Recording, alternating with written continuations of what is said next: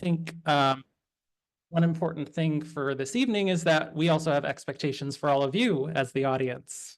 So we're hoping that you will participate, clap, laugh, oohs, ahs, whatever kind of emotions you have as you're listening to the story. We encourage those. The other expectation is that we'll have your attention undivided. So if we could just take a minute to check our phones and make sure they're on silent, I'd really appreciate that, because it does really stop you when you're telling a story when you hear a cell phone go off. All right, so the format for tonight is that each of our storytellers will come up to the microphone and tell their story. The time limit they have is 5 minutes is the soft stop, and then 6 minutes, that's when we'd like them to really wrap up their story. And I have, normally I would have Alex play a few notes on the piano, but in order to sort of not have him doing a bunch of different things with tech in the back, and I'd also like to thank Alex and Ralph for doing tech and sound for us. I'm going to be responsible for telling people when the time is at 5 and when the time is at 6. So just so everyone's aware of what that will sound like, I have brought the chime with me. So at 5 minutes, they'll hear a chime.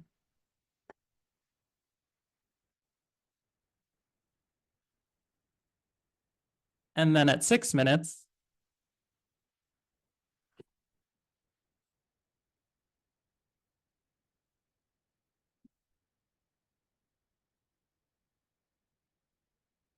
yes, I did bring my old trombone here just for that. No, they'll hear a second chime, and that chime I might hit just a little bit harder. And you're all a great crowd, but I wanted to do is give our storytellers a little bit more encouragement. So I'd like to give a really big round of applause for all of our storytellers.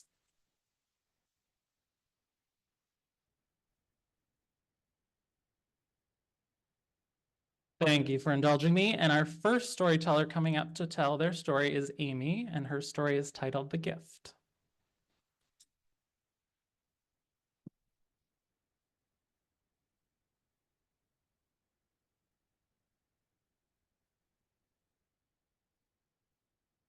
It was a ball gown. It had a fitted bodice and a tulle overskirt and these strappy, ruffly sleeves that you could either wear up, or if you wanted a bare shoulder look, down like this. Come this way? Okay. It had a matching wide brimmed hat and a shawl, all hot pink. It was a ball gown for my Barbie, and it was gorgeous. Now, being a girl of the 1970s, Barbie's world and my world were aligned. Along with Barbie, there was Skipper and Francie and PJ, and of course, Ken. And along with all the clothes and the shoes that always got lost, I had a camper and a car and an airplane and a country house. And while I remember playing with all of them and having all of them, I don't remember receiving any of them, but that ball gown I remember receiving. For the first 3 years of my life, I was not only the youngest in my extended family in Michigan, but I was also the only girl. So youngest niece, youngest granddaughter, youngest cousin. My cousin Heather was born when I was 3, and all was wonderful until the time came to celebrate her first birthday. And I got jealous and envious. And I knew it was wrong. I had watched Sesame Street. I had watched Captain Kangaroo. I had listened to the album Free to Be You and Me. I knew about jealousy and envy, and I knew it was wrong. And yet I felt them all the same that day. And when I saw all of her birthday presents in the corner, all of those beautifully wrapped packages filled with possibilities that rattled, that were not mine to take home, it was just a really hard day. After dinner, my aunt called me into the kitchen, and she very matter-of-factly handed me a package and said, "The Easter Bunny dropped this off at our house by mistake." Well, even at the age of 4, the Easter Bunny coming to my aunt and uncle's house just seemed a little bananas. It did not matter though, because somehow, something, someone, somehow, I had a present that day on that really hard day, and it was that ball gown. As I would be playing with Barbie and all of her stuff, I would kind of quietly puzzle over who I thought the likely giver of that ball gown was. And I eliminated one aunt and uncle right away because they would have been busy with my cousin Heather, their daughter, that day. I thought about the aunt that had handed me the gift and decided no, she would have bought me a dress for back to school. She would not have bought my Barbie a dress. I thought about my grandparents, and my grandparents they loved being grandparents, and they just enjoyed all of their grandchildren, but they were greatest generation reserve type people. And they were really very fair. So for instance, I feel like they treated everybody very, very equally. And so for instance, I have a set of Christmas ornaments to this day. My cousins have that set. I see it every Christmas hanging on their tree. Fair. I thought about my mom.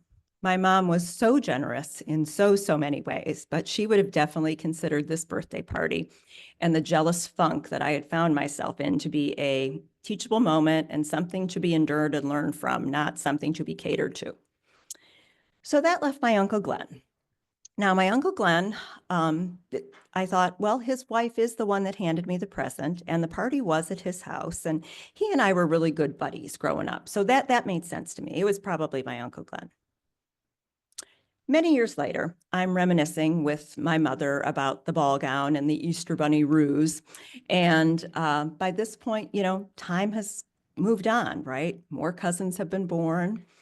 My grandparents have died, and my Uncle Glenn and the aunt that handed me the package, they've divorced. So time has moved on. And I'm talking with my mother about this. And I credited my Uncle Glenn with it because, well, duh, I thought it was him. And my mother stopped what she was doing and she turned to me and she said, "Oh, no, it was Grandpa. Grandpa's the one that gave you that gift." This man who, listened to the Tigers on the radio on a screened-in porch, who treated steel for a living, and in his spare time grew vegetables and flowers in his garden. This man who always had quarters for me for ice cream money, but who was really much more in the background of the louder players of my childhood, my uncles and my cousins. This man who did this really loving, lovely thing for me and did it anonymously. Thank you.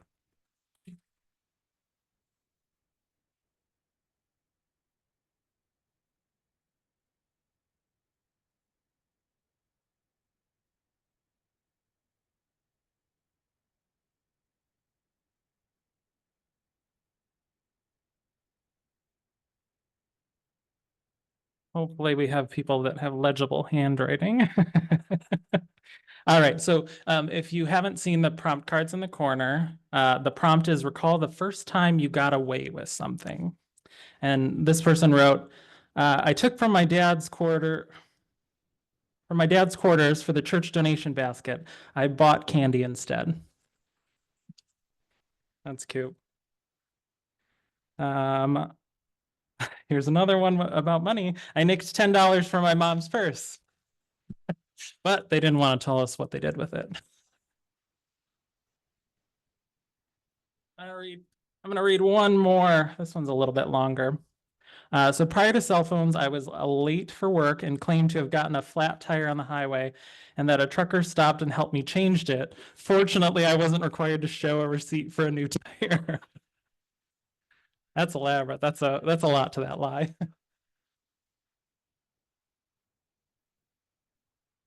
All right, so hopefully our next storyteller is ready, and that is Laura. And Laura's story is called Surprise Package.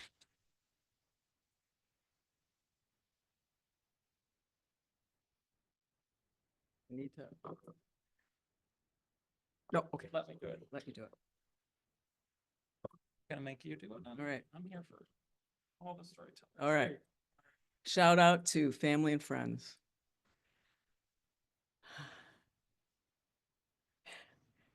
My doctor told me that I had an ovarian cyst.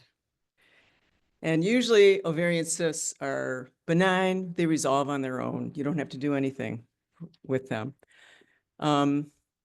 In my case, we had done several diagnostic tests and we figured out it was approaching the size of maybe a clementine. So this cyst needed to come out. We scheduled a time for the surgery. I signed the consent. Instructions were given, don't get pregnant. About a month later, I'm back at the hospital. I'm waiting to go down for surgery. The nurse pops in, oh, we're not going down. You're not going to have surgery today. And I'm like, what happened? Why am I not going down? Well, you're pregnant. You could see that one. I was not happy. I was not laughing. I'm like, this must be a mistake. There's no way that I'm pregnant, but they weren't buying it. So I was very upset, very blaming myself for the situation that I was in. I knew I wasn't supposed to get pregnant.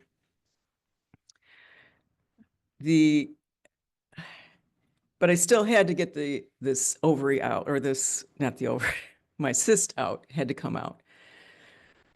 A little bit later, but it had to come out after the first trimester in pregnancy. I had to wait.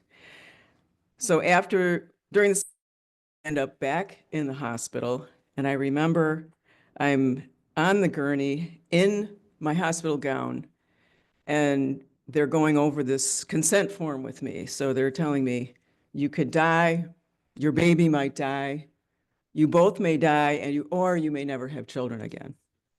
And I'm sobbing the whole time. And I'm signing this consent form. And after that, I'm kind of hunched over. I don't know if you've ever had an epidural, but you have to curl yourself up into a ball while the anesthesiologist was inserting the needle, epidural. It's a morphine drip into my back. So during pregnancy, or during this particular trimester, you can't have general anesthesia. You have to have an epidural. So I'm awake for this whole procedure. I'm waiting to go in. So they kind of roll me, getting ready to bring me into OR.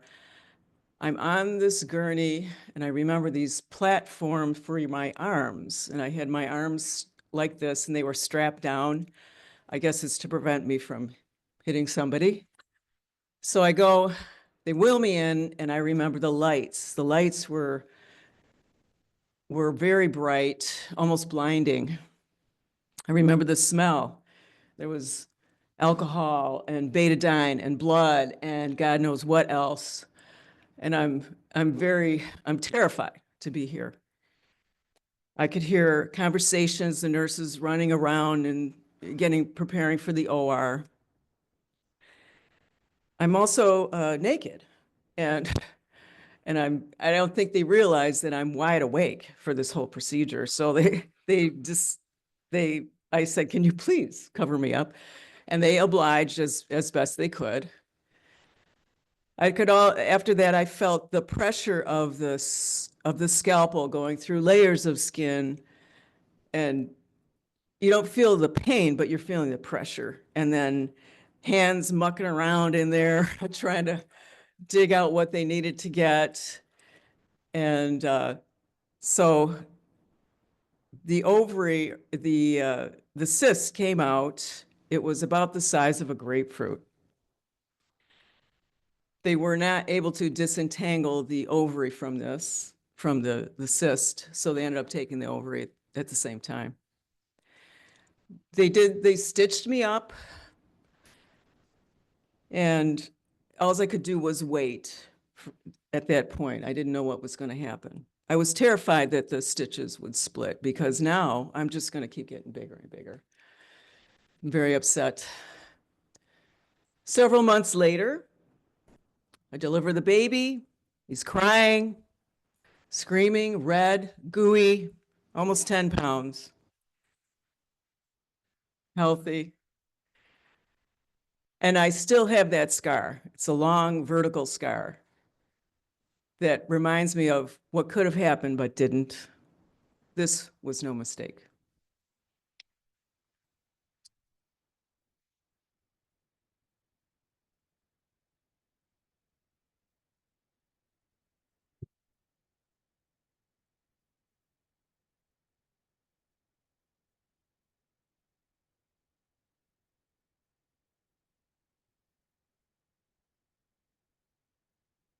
All right, I've got a couple more of these. So I remember coming home as a teenager after going to party for the first time. I don't remember what my curfew was, but I remember sneaking in, getting in bed, and hearing my parents' alarm clock going off. Uh, I later lied about how late I had come home. Probably a good idea. Uh, all right, and this one says, leave the house and roll any. Ooh, hold on one second. I left the house and roll. Well, I might have to talk to somebody about this one. Oh, sure.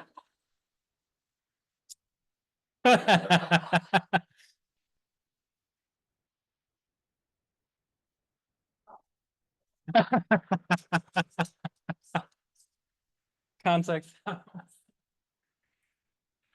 All right, thank you. Our next storyteller is Mary, telling her story titled The Parable of Errol.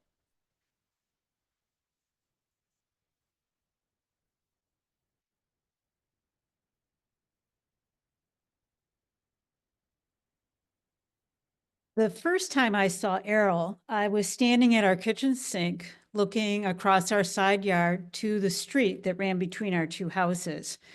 I saw an African-American man, about 50 or 60, strolling down the street. He had on work boots, jeans, no shirt, a fluorescent orange vest, a hard hat with the outline of the continent of Africa on the front, and hanging from the back of his belt was a 6-inch knife. And I thought, holy crap. I had seen him come out of the house across the street and remembered that Cherie, our neighbor, had said her father was moving in with her. And I am sorry to say that my next thought was, I wonder what kind of institution he's coming from. Prison, psychiatric hospital? I didn't know. In our neighborhood in Northwest Detroit, we had a very strong culture of watchfulness. We noticed who was walking down the street, who was driving through the neighborhood. Colleen and I lived on the first block, the first corner coming into the neighborhood from a main street. And we had a really good view of two different streets. We also walked our dog every day in the neighborhood. And so we were all in on the watchfulness thing. The other part of our culture was the culture of greeting. When you walk down the street, especially if you didn't know the person, but even if you did, you would look them in the eye and say, hey, how you doing? It was a way of being friendly, but it was also a way of saying, I see you, you see me, we're good here. So Errol started watching us and we started watching Errol. And we watched Errol as he strode through the neighborhood in what one of the neighbors dubbed his Chippendale security outfit. And we watched as he went up to the bus stop to catch the bus to work and come back every day in time for Cherie's kids to get home from school. He was really rough on those kids. He yelled at them. He called them the N-word. He was really a lot. But he was there.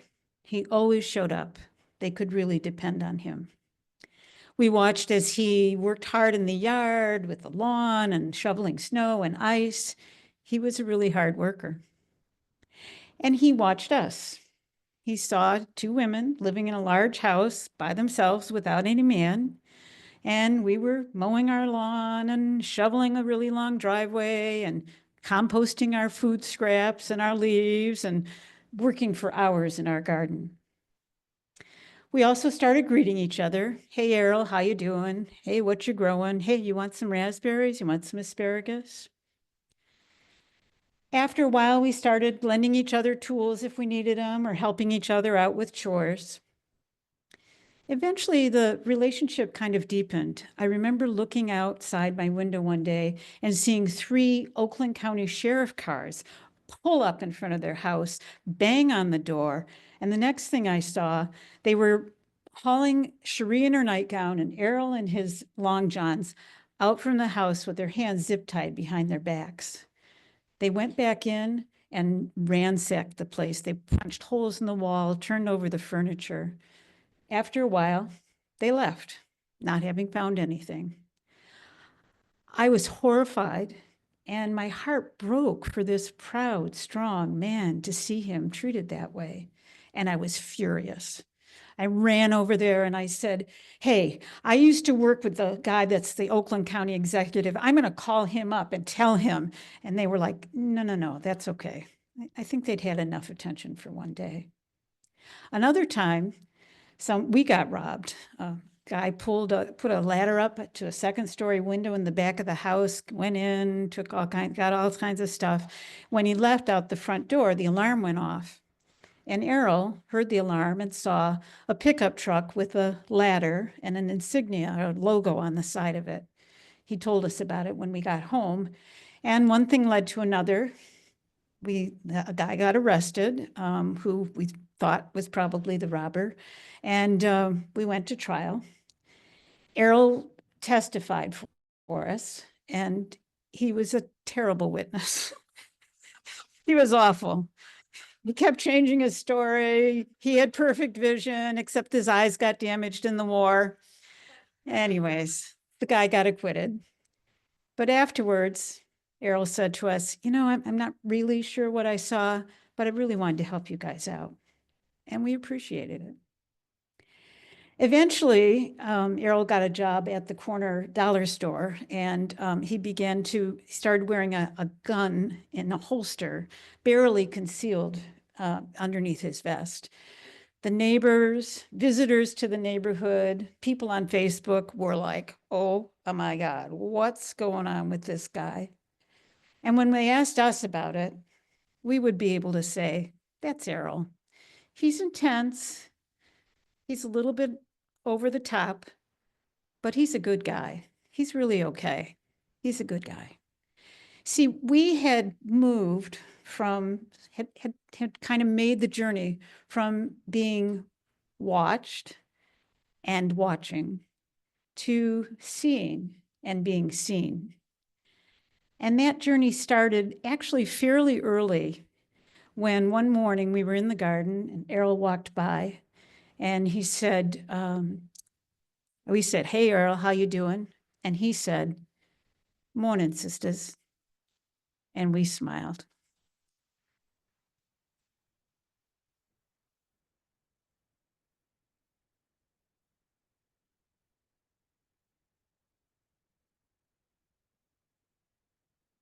All right, so I'm going to read, I think I've got a couple more of the prompts left, and then we're going to take an intermission so people can grab some more food, take a bathroom break, and then refill the prompts, add some more, because we'll need some for the next part. All right, so this one said, when I was about 7, I took a whole bottle of Flintstone vitamins and ate them in the fort in my closet. All right, this one's a little bit longer. So my bestie and I thought we were getting away with staying up all night at our sleepovers. Turns out our moms knew, didn't care, and were just as glad to have us sleep all the next day. All right, thank you, everyone. We're going to take a little intermission, and then Alex will bring us back together, so about 10 minutes.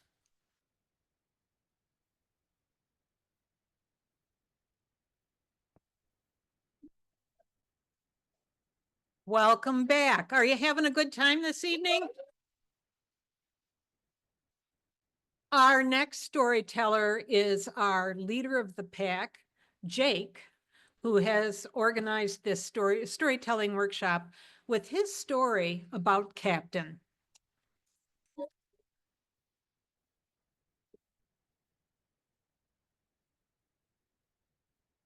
In 2010, I started college, and I was a nerdy, closeted introvert coming from a small town in the UP. And I wasn't particularly worried about what courses I would take or what my major would be. I was more worried about meeting new people and making new friends. And after my first couple of roommates didn't work out, I started joining clubs, and those clubs started having parties, and I went to the parties. And I met a friend I thought would help me make more friends, Morgan, Captain Morgan. I would take one swig of that spiced rum and be a little less anxious, a little more calm in the crowd. I'd take two, and I was like, wow, I'm kind of fun. So I'd take another, and another, and another, and eventually I'd wake up the next day having forgotten the night. And at first, it wasn't too worrisome until I started being told stories about me that I didn't remember. Like the time I woke up to a text message from my friend Jack. He was asking for me to pay him back for a broken window.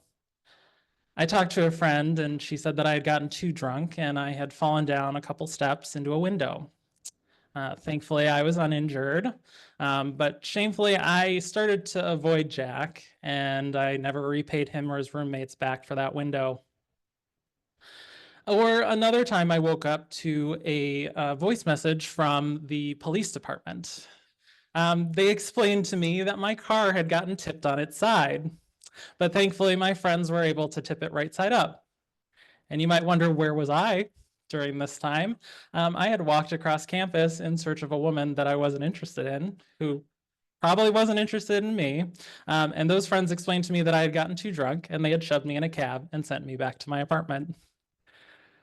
As I've gotten older, I have gotten better with alcohol, and very infrequently when I'm in larger crowds or for large events, I'll drink too much, forget the night, and wake up the next morning. So last year I wanted to cut back quite a bit. I hadn't decided that I wanted to entirely cut it out, but last year was tough because I had 5 weddings and I had 2 bachelor parties to attend. So I made it through most of those weddings pretty dry until it came to the bachelor party where I was the best man. And I did eventually drink too much and I forgot some of the night. And after that, after the wedding for that, which was the last wedding, I had decided I was going to stop drinking entirely. So the next big trial is the holidays. Everyone loves to drink during the holidays. And my husband and I, we were invited to a Friendsgiving. And this was no ordinary Friendsgiving. It was a Taskmaster Friendsgiving. If you're unfamiliar with Taskmaster, it is a TV show where a bunch of comedians perform silly, inane tasks in front of another comedian for laughs and points. We were meeting with some new friends, and it ended up being a party of about 20 people for this event. And if you're not an introvert, coming into a room with 20 new people, a lot of them younger than me, to do tasks where everyone would be staring at you, this was really a nightmare scenario for me. But I got through the night, performed various tasks, and I must have done something right, because at the end of the night, I won Taskmaster. And I wasn't, super proud of winning Taskmaster. I mean, the tasks were ridiculous. It was like try to get a tea bag into a cup from really far away. I was more proud of myself for getting through the night, enjoying myself, making new friends without drinking. And so it's been 5 months since I've had a drink, and I feel really proud that I can tell my story as the captain of my own ship. Thank you.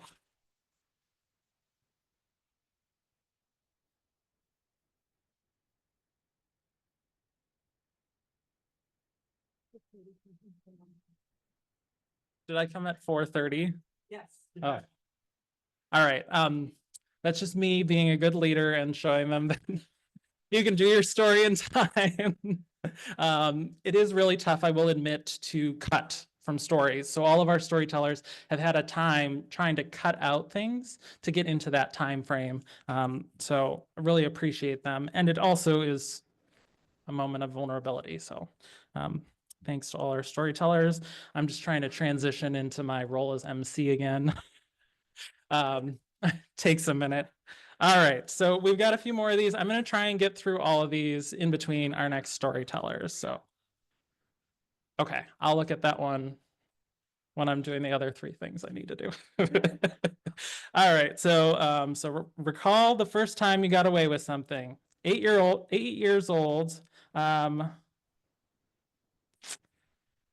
Stripped white birch bark. Oh, stripped white birch bark off a neighbor's tree. All right, yeah, we don't know what they were using for. Paper, maybe aspirin. Fun to peel. A bow quiver. I like that. A friend wanted to visit her boyfriend in Baltimore, so we told our moms we were having a pajama party with a friend in Ann Arbor and drove her car to Baltimore for the weekend. That's a good one. All right. All right, this one, last one. I was 12 and hated wearing glasses. Me too. There was a party coming up, and I didn't think to just take them off. I was going to be rid of them as long as possible. I put them in the washing machine after breaking them in half. Ooh, that hurt. And they got away with it, which I would like to know how. All right. So our next storyteller is Linda, and Linda's story is titled The Backpack.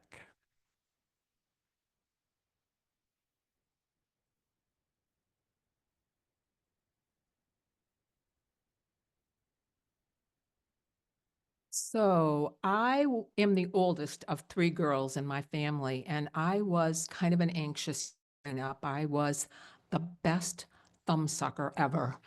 And this was something that really bothered my father, and he shamed me a lot. Didn't stop me from sucking my thumb. And when we moved, I was put ahead of grade. So I was in the third grade instead of second. And it turned out I couldn't read all the words that the other kids could read. So I was in the lowest reading group in that class, and I was still sucking my thumb. And I felt kind of like a poser, you know? And, but, you know, in fourth grade, I was still sucking my thumb.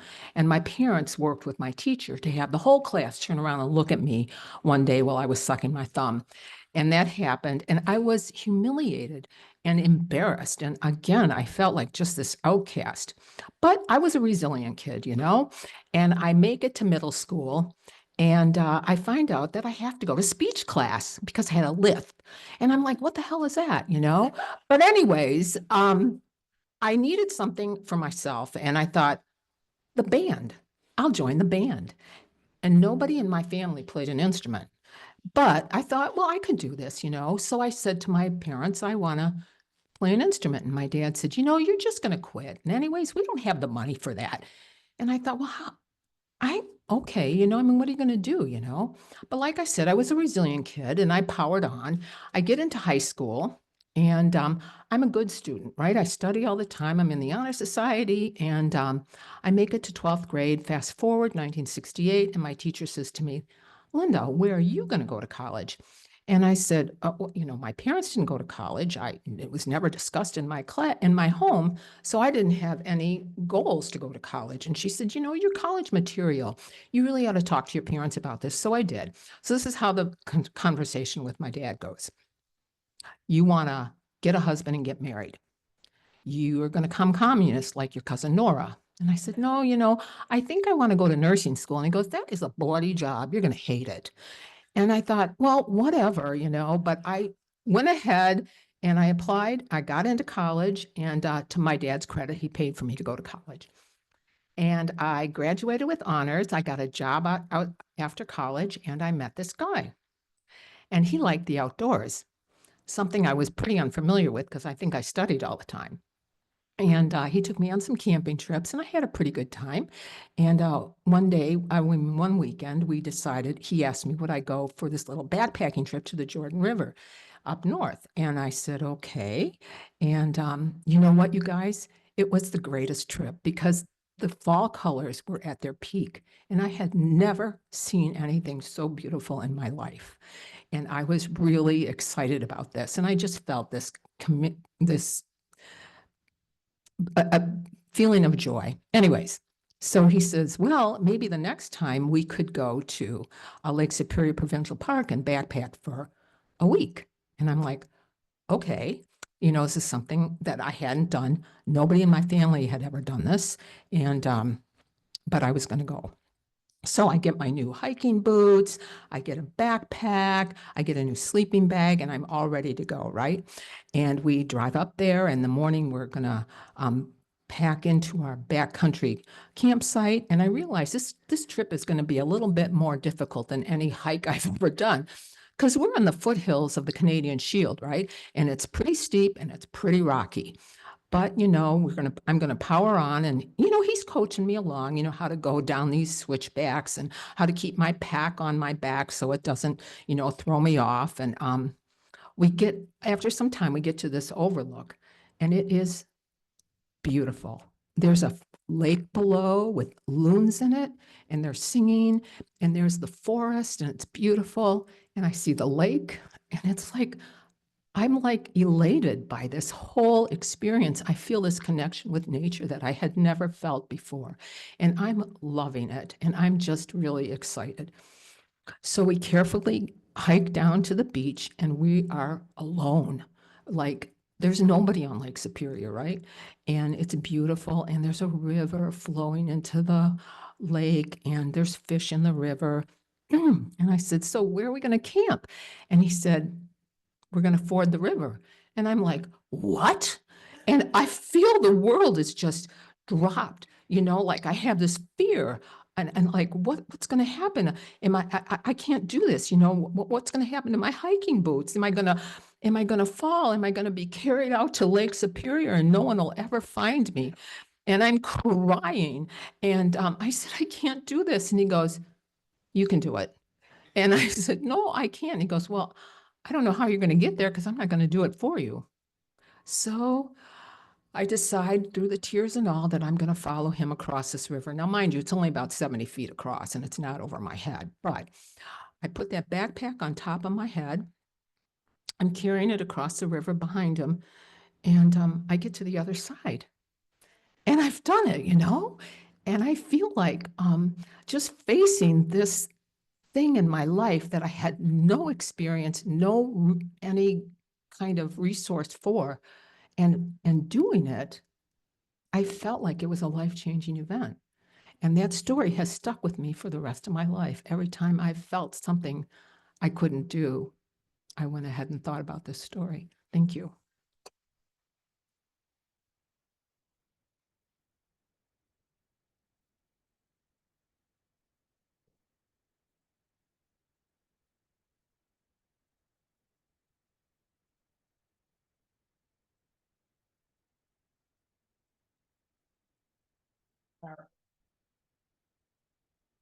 So we did get, ooh, do we up the sound?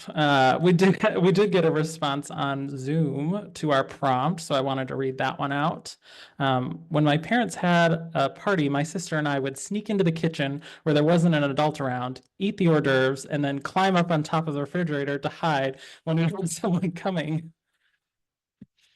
We would climb up and down until we got bored or full. I was sure we were never found out, although as an adult, I know there was no way we weren't seen. That was a good one.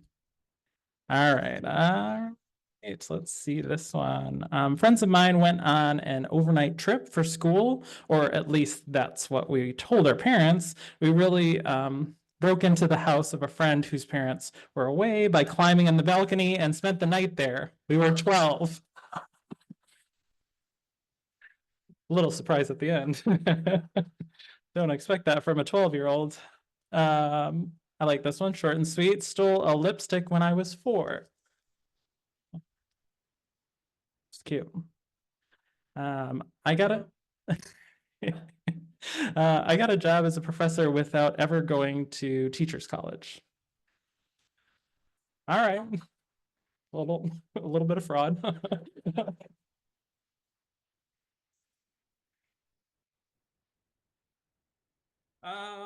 Let's see. All right, our next storyteller coming up is Rick, and his story is titled, "What Do You Say to That?"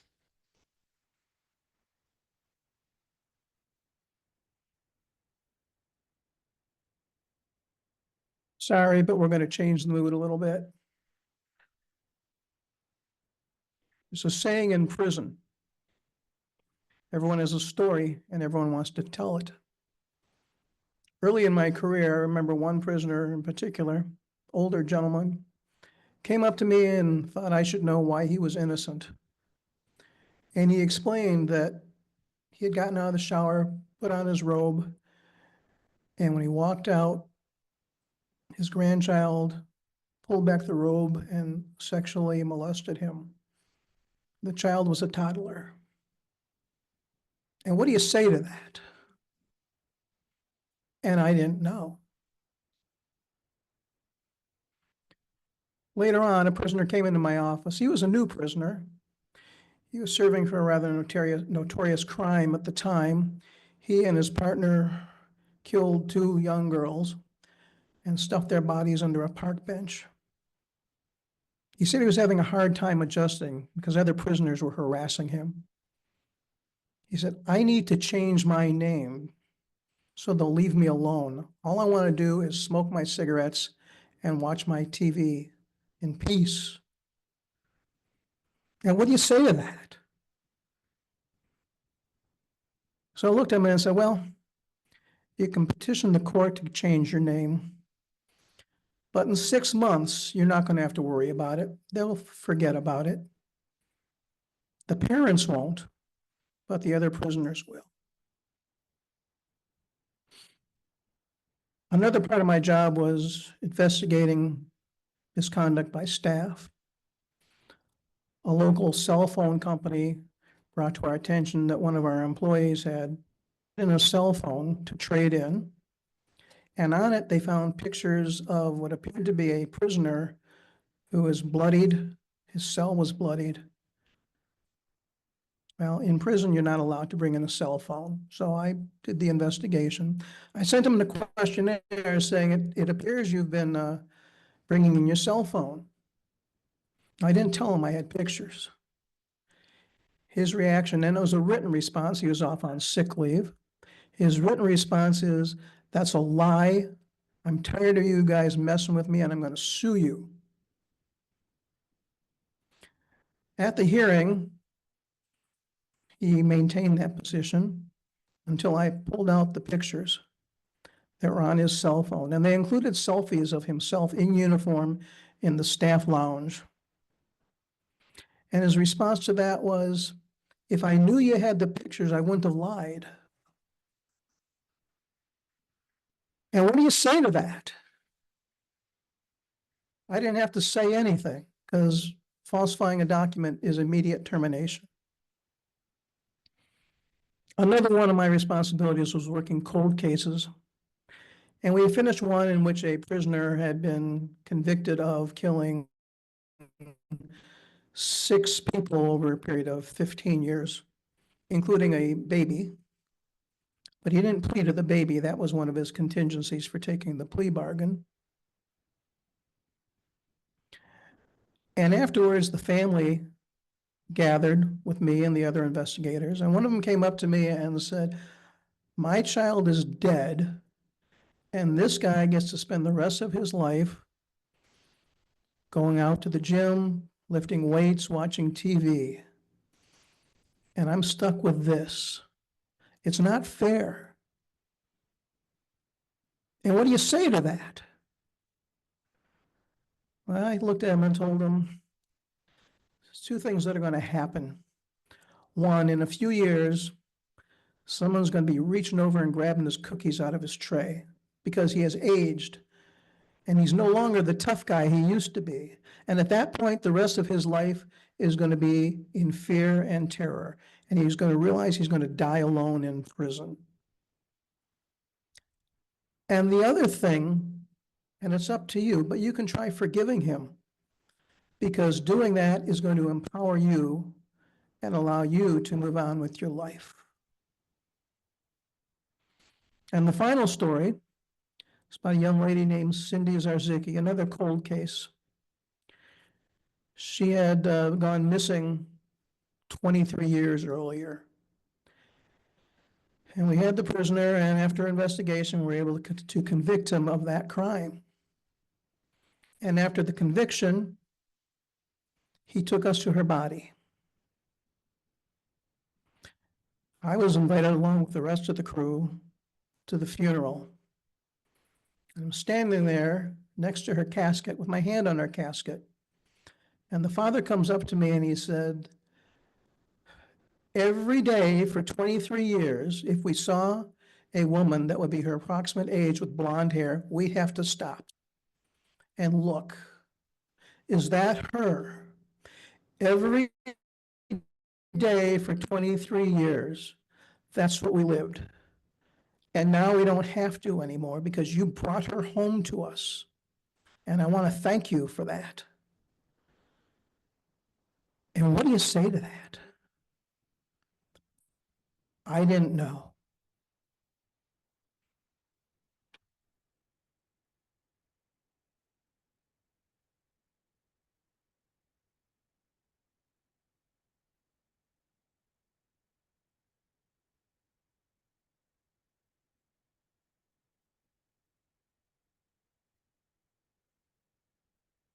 All right, rapid fire. Let's see how fast I can read. I was probably one of the last classes that learned cursive, actually, so I appreciate you all testing my skills here on some of these. All right, England, 2006. After being teased by Scouts, or Scots maybe, Scots, for how I pronounced yogurt, I turned around and successfully bamboozled a Boy Scout leader into believing I was British.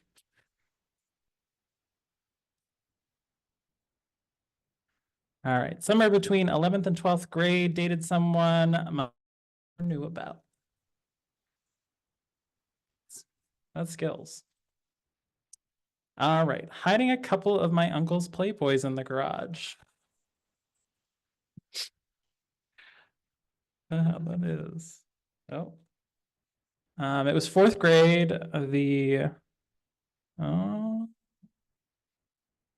proverbial pretending to be sick when I really wasn't. Pat put it to good use though, wrote a report on the state of Nevada, capital cities, Carson City, turned in the report the next day, got an A.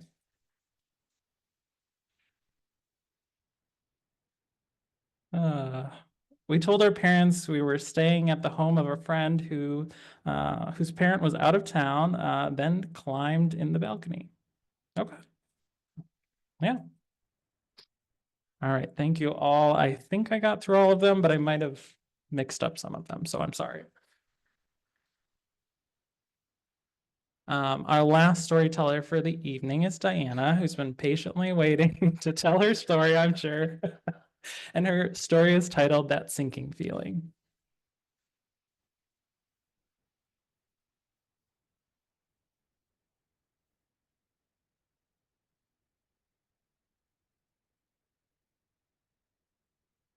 The summer I was turning 11, my dad decided it was time for me to learn how to swim.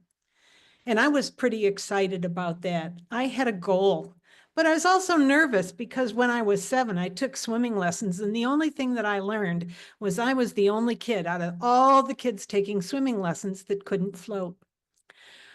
But my dad put me in his car. We drove 30 minutes to a beach on Lake Erie. And in 3 sessions, he taught me how to do a front crawl. And I was so excited. I didn't care about swimming in Lake Erie, but later that summer, we were going to go to Pennsylvania to see our cousins.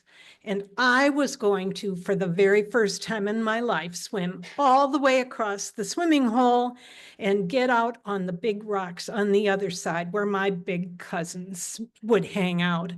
I was going to be initiated into whatever it was that they talked about on that side of the swimming hole. And so my big day came, and the swimming hole looked a lot bigger than it had in my imagination. But I remembered that there was a rock right about the place where the bottom sloped down really steeply and that I could get that far. And I figured I'd stop and take some breaths and then go the rest of the way.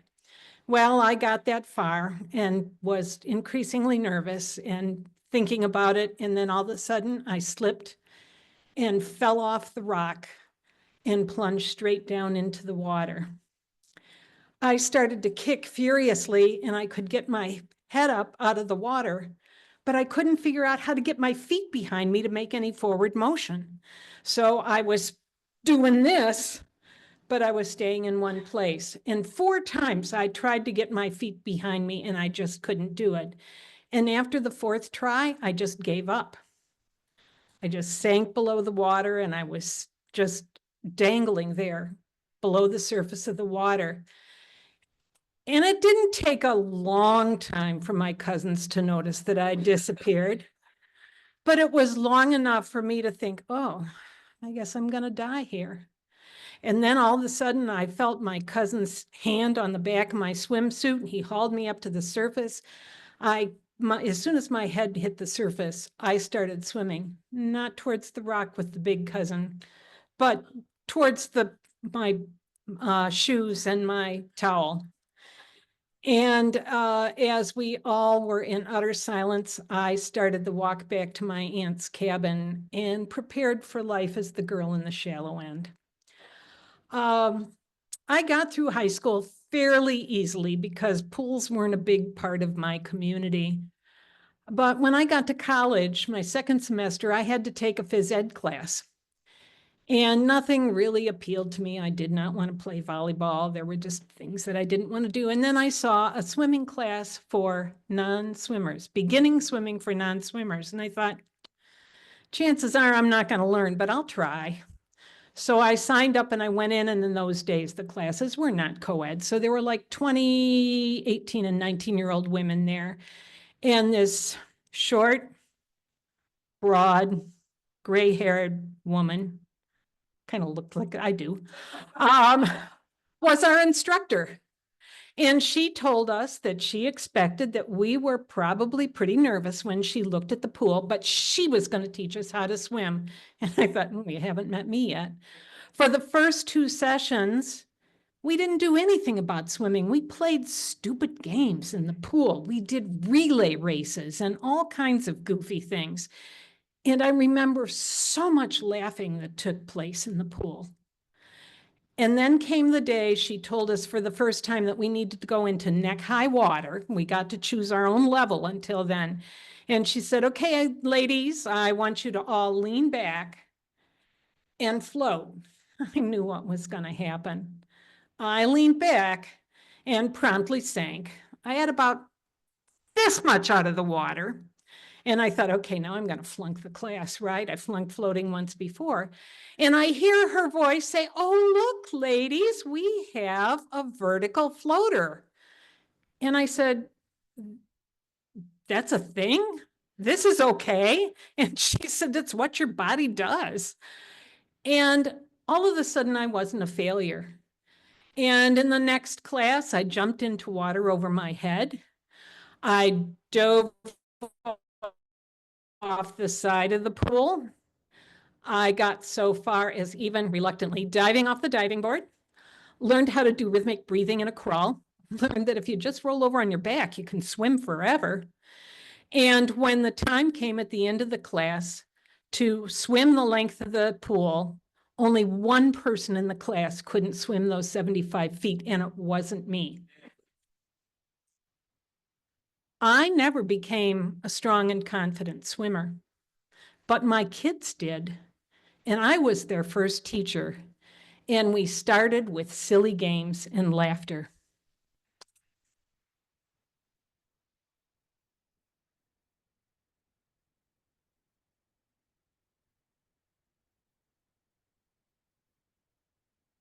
All right. Give our storytellers one more round of applause.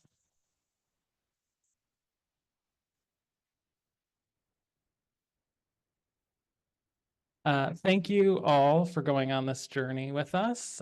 You've kind of seen the end of it, so I wanted to talk a little bit. I do have interest in running the workshop again. I did not mention I am also the facilitator of the workshop. And we follow along with the book mostly. So it's not me doing all of this directing. It's really the Moth storytelling directors providing that resource, and we go through it and create the stories that you've heard today. So if you are interested, talk to one of the storytellers, talk to me. We'll all kind of collect that information, and then I'll see about starting another one of these maybe in the spring. But I wanted to thank you all again. I want to thank Alex and Ralph for helping out. And thank you for those that joined online. I appreciate that. We did record this. So if the storytellers want to send it to their friends and family that weren't able to attend, they can.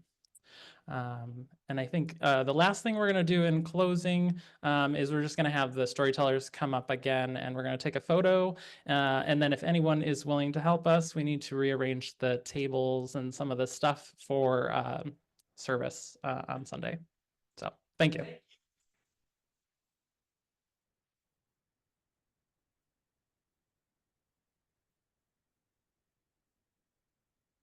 Alex, who does a wonderful job of facilitating the workshop. That's Jake. Jake, not Alex, not him, you.